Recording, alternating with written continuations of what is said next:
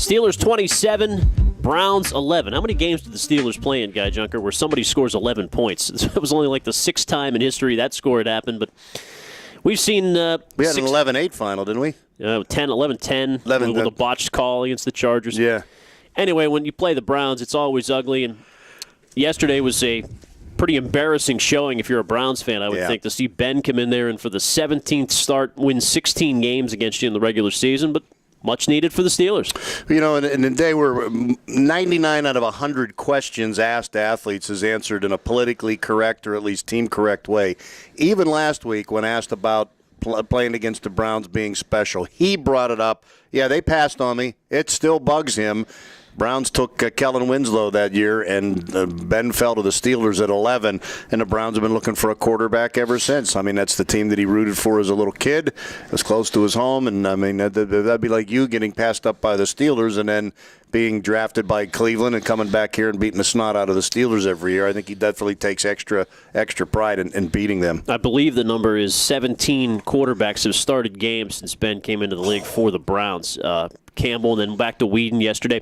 That Thursday night game's the only one he lost. The other losses the Steelers have had in there, he didn't play last year when they turned it over 8 times and such. So, yeah, it's like a vendetta. And that's what, they 20-5 against him the last 25 times. I mean, yeah, you hate to sound like a smart aleck, but in the end, the Browns are still the Browns and the Steelers are still the Steelers. Are they ever the Browns? Is that the biggest takeaway, that the Browns stink, or do you give the Steelers – the one thing I give the Steelers a ton of credit for was – a very patient road game plan. Didn't need to be a Picasso. Just go in there. You're trying to get to 5-6. You're not trying to go to a 10-1. You know, it's going to be ugly. It's bad weather. They committed to the run. They stuck with it, and they kept Ben clean. Yeah, no, I don't think it's fair to just say that the Browns stink. That doesn't give the Steelers enough credit for the hole that they've dug themselves out of to this point. There's still lots of work to go. You look at the final score, and it seems like it's an easy win. Late in the first half, it's still anybody's game, and you beat Joe Hayden on what I think was the key play of the game that kind of started to turn it around.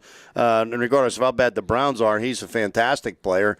So I think there's a lot of positives there. And there are other teams on their schedule you could say stink too that they weren't able to beat this year. Right. Oakland being one of them. That's Minnesota being another one of them. Tennessee's looking like a pretty decent team. Certainly one that's every bit as good as they are. And you had the Marquise Pouncey injury early in that game, which kind of ruined the game plan, and the zone blocking they had worked on the entire training camp ended up going out the window the first time they tried it. So you could kind of make an excuse for that game. But no, I don't think it's fair to say that they stink. It's still a road game in a tough place where they've lost 2 of their last 4 going into yesterday.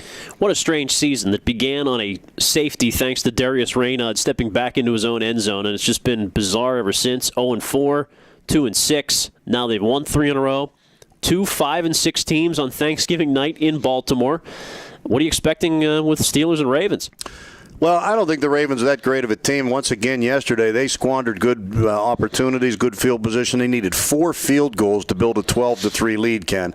And they get 1 big touchdown pass, which, over Ed Reed, no less, that, gives them the win over the Jets, a Jets team who finally has the mold broken. But to me, that's the thing. Baltimore, regardless of how they are playing, finds a way to win at home. That's 18 out of 21 in M&T Bank Stadium.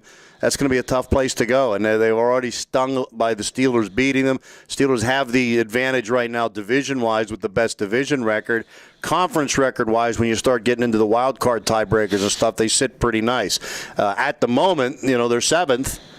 Just a game behind Tennessee. So in the grand scheme of things, a week ago you're sitting there at the bottom of all those teams. You got to catch, there's 5 teams a game ahead of you. A 6th team that's 2 games ahead of you, got to catch those teams even for a while. All of a sudden, in 1 week, you have now basically 1 team you got to worry about. Of course, every time you lose, then other teams will jump in front of you. But right now, at this and for a few hours yesterday, the Steelers were in that 6th spot till that game ended. As of 4 o'clock yesterday, the Steelers had the 6th spot in the conference. So they sort of control their own destiny. Not really, but you're right. You don't expect Tennessee to run the table. And actually, you'd expect the Bengals to lose at least 1 more besides the head-to-head matchup. So the division's very much in play.